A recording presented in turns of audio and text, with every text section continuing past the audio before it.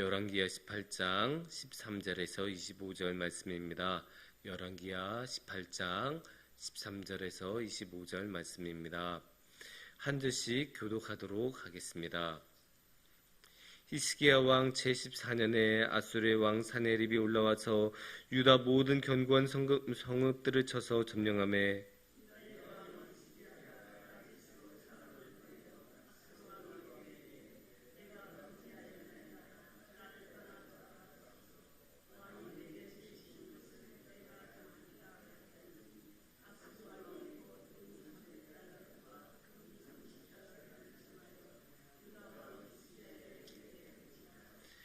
히스기야가 이에 여호와의 성전과 왕궁 곳간에 있는 은을 다 주었고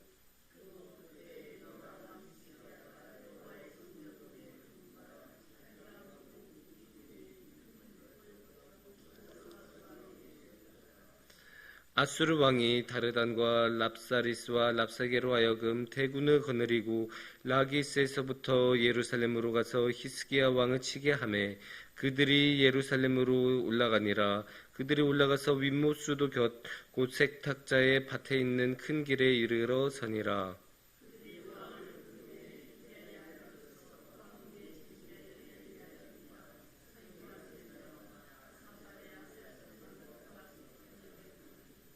랍사게가 그들에게 이르되 너희는 히스기야에게 말하라. 대왕 아수르 왕의 말씀이 네가 의뢰하는 이 의뢰가 무엇이냐?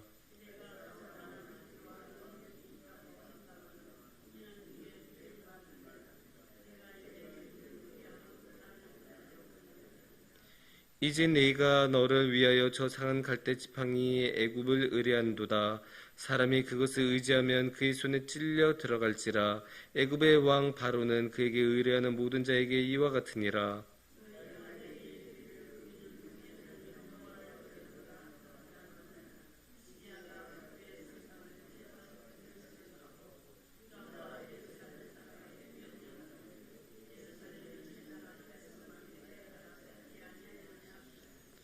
청하건대 이제 너는 내 주 아수르 왕과 내게 하라. 네가 만일 말을 탈 사람을 낼 수 있다면 나는 네게 말 2,000마리를 주리라.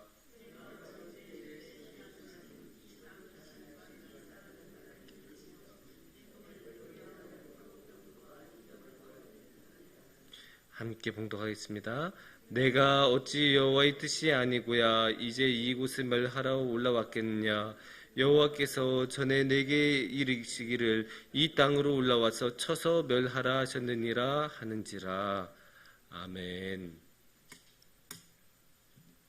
사랑하는 성도님들, 우리가 꼭 원한 것, 정말로 하고 싶은 것이 있을 때 쓰는 말이 있죠.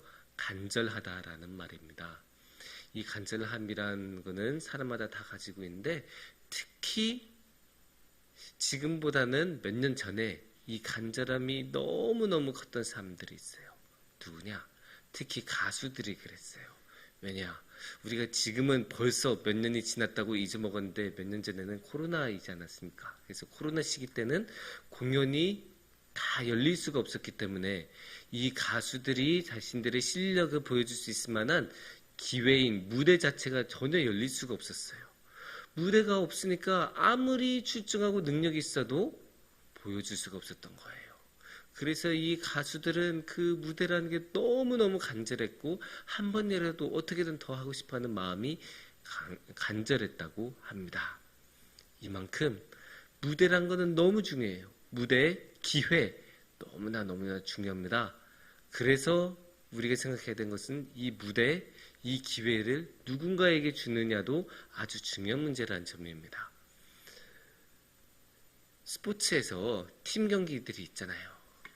뭐 축구도 있고 야구도 있고 뭐 여러 가지 운동은 많죠. 근데 그럴 때마다 감독이 가장 고민한 것 중에 하나가 기회를 어떻게 주느냐.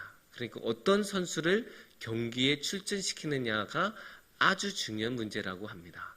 한 선수만 계속 그 기회를 주면 다른 선수들이 나도 뛰고 싶은데 라는 마음을 가지고 있을 테니까 불만을 갖고 계속 기회를 못 받으면 나중에 저 다른 팀으로 옮길래요. 트레이드 요청하고 그런 일들이 너무나 많거든요. 그래서 이 기회를, 무대를 누구한테 주느냐라는 것은 아주 중요한 문제입니다. 그런 것을 운동만이 아니라, 가수만이 아니라 신앙에서도 오늘의 말씀을 통해서 볼 수 있습니다. 오늘의 말씀은 이렇게 딱 보면 아시리아가 유다 왕국으로 공격해 왔을 그 시점의 이야기예요. 이미 북이스라엘 왕국은 멸망시켰고 이제 아수르가 또 공격을 해 와서 유다 왕국마저 집어삼키려고 하려는 그런 상황입니다. 그 가운데 이제 13절에서 16절 사이는 많은 그 이야기가 있는데, 이거는 사실 그 뒤에 몇 장 동안, 그러니까 열왕기하의 18장 19장하고 그 몇 장 동안 진행될 이야기를 딱 압축해서 보여주는 그런 내용입니다. 그렇게 전체적인 내용을 한 다음에 한번 이렇게 딱 갈무리한 다음에 그 다음에 17절부터 다시 한번 상세하게 이야기를 나누는데요. 그래서 우리는 17절에서 25절의 말씀을 조금 더 자세히 보겠습니다. 그래서 17절에서 25절은 어떤 이야기가 진행이 되느냐, 그렇게 아시리아 왕국이 사네립이라는 왕을 중심으로 유다 왕국을 공격해 왔을 때, 침략해 왔을 때 여러 성읍들을 이미 함락시켰고 이제 예루살렘에 이제 함락할 차례예요. 그래서 저 라기스 쪽에 이제 캠프를 차리고 나서 저 예루살렘으로 공격을 할 그런 준비를 태셀에게 갖추고, 그 중에서 이제 몇 명의 그 장군들, 다르단, 랍사리스, 랍사기에라는 그 장군들을 이제 선발대로 보내고, 그 중에서 이제 랍시스라는 장군이 그곳에서 이제 유다 왕국 사람들한테 이제 연설을 하는 거예요. 연설을 막 하는데 그 많은 그 유다 왕국의 사람들에게 이야기를 전하는 거죠. 자기 이야기를. 쉽게 말해서 랍사게가 무대를 얻었습니다. 무대를 얻으니까 무슨 말을 하는지 보면, 사실 이 내용 자체가 뭐 그렇게 중요하진 않아요. 랍사게가 무슨 말을 하는지. 근데 어떤 말을 하냐, 전체적으로 보면 다 굉장히 공격적인 이야기예요. 어떻게 공격적이냐, 유다 왕국을 험담하고 왜곡하고 곡해하고 무슨 가짜뉴스에 가깝게 엄청나게 공격하고 안 좋은 말만 계속 하는 거예요. 예를 들면 이제 23절 말씀은 완전히 도발하는 말씀인데, 23절에서는 이렇게 말하죠. 이제 너는 내 주 아수르 왕과 내게 하라. 네가 만일 말을 탈 사람을 낼 수 있다면 나는 네게 말 2,000마리를 주리라. 아니, 전쟁을 하는 와중에 상대 그 국가에게 말을 2,000마리나 주겠다. 이거는 완전히 상대를 무시한 거 아니에요. 너 내가 말을 2,000마리를 줘도 너 그 2,000마리 다 쓰지도 못하지? 이렇게 막 조롱하고 도발하는 거예요. 이렇게 도발하기도 하고, 또 이제 그 19절을 보면 이런 식으로 공격하기도 하죠. 19절에는 랍사게가 그들에게 이르되 너희는 히스기야에게 말하라. 대왕 아수르 왕의 말씀이 네가 의뢰하는 이 의뢰가 무엇이냐. 너 지금 이제 이렇게 싸우는데 너 지금 이제 의뢰할 것도 없잖니? 너 지금 뭐 하는 거냐? 너 이제 그만해. 너 함락당한 건 시간 문제야. 우리가 왜 시간을 낭비하고 괜히 목숨을 이렇게 걸면서 이렇게까지 또 계속 해야 돼? 이제 그만해. 이런 식으로 지금 계속 사람을 공격하고 조롱하고 있습니다. 특히 이제 굉장히 유다 왕국의 상처가 되고 많이 조롱하는 말씀이 두 가지가 있는데, 22절 말씀을 먼저 보면 22절 말씀에 이렇게 말씀하십니다. 너희가 내게 이르기를 우리는 우리 하나님 여호와를 의뢰하노라 하리라마는 히스기야가 그들의 산당들과 제단을 제거하고 유다와 예루살렘 사람에게 명령하기를 예루살렘 이 제단 앞에서만 예배하라 하지 아니하였느냐 하셨나니. 그러니까 이거는 이런 말씀이에요. 우리가 이렇게 공격 왔을 때 너네 하나님을 의뢰한다. 하나님은 우리 편이다. 하나님은 우리 지켜주신다. 그렇게 말하지. 근데 말이야, 어이구 너네 왕 히스기야가 산당을 다 없애버렸네. 너네 그러니까 그 하나님한테 예배 드릴 곳마저 없잖아. 아 그래, 히스기야 왕이 예루살렘에서만 예배드리라고 했지? 그러니까 너네가 지금 다 이렇게 함락당한 거야.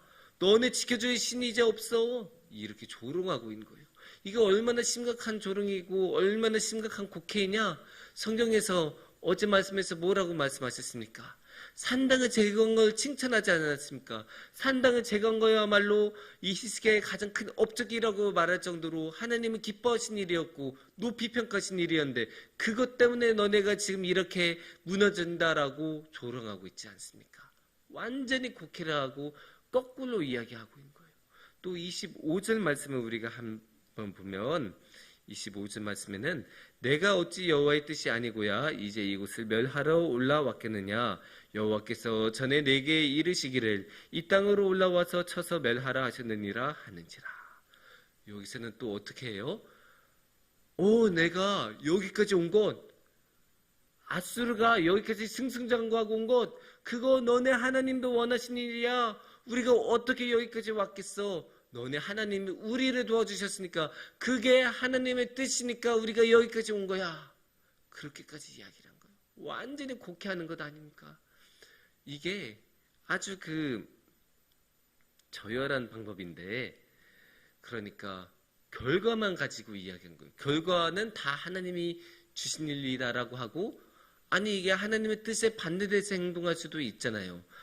성경에 그런 경우도 너무나 많이 나오고 이스라엘 왕들이 유다 왕들이 하나님의 뜻에 반대돼서 하는 행동들을 얼마나 많이 했어요.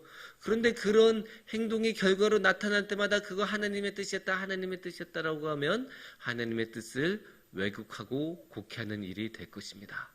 그렇게 곡해한 거예요. 그래서 이건 어떻게 보면 하나님의 이름을 망령되이 일컫고 하나님의 이름을 아주 나쁘고 악용하는 것이라고 볼 수 있습니다. 그런 악한 행위를 랍사게가 하고 있어요. 여기서 우리가 얻을 수 있는 교훈이 뭐냐? 기회를 얻으면 안 되는 인간이 기회를 얻었을 때 이런 악한 일이 일어나는 거예요. 이런 악한 정보들, 악한 언사들, 악한 연설이 일어나는 거예요. 하나님의 말씀을 곡해하고 하나님의 뜻을 완전히 거꾸로 말하고 가짜뉴스에 가까운 말들을 계속 내뿜는 그런 악한 일들이 일어나는 거예요. 그래서 우리가 알 수 있는 게 뭐냐? 악에는 조금의 기회도 주면 안 돼요. 악한 사람에게 무대를 주니까 이러한 악한 말만 계속 나오고 그런 악한 말이 퍼지면 그런 악한 영향력만 계속 줄 것 아니에요. 이게 악한 사람이 무대를 얻었을 때의 효과예요. 그래서 우리는 어떠한 경우도 악에게는 기회를, 무대를 줘서는 안 됩니다. 어떤 경우에도 줘서는 안 돼요. 그래서 성경에서도 말씀하십니다.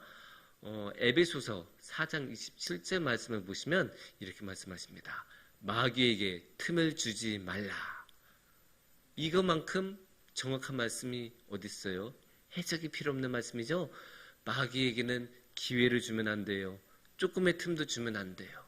이렇게 악한 일을 조그마한 기회를 가지고 이렇게 큰 악한 영향력을, 결과를 만들어내기 때문입니다.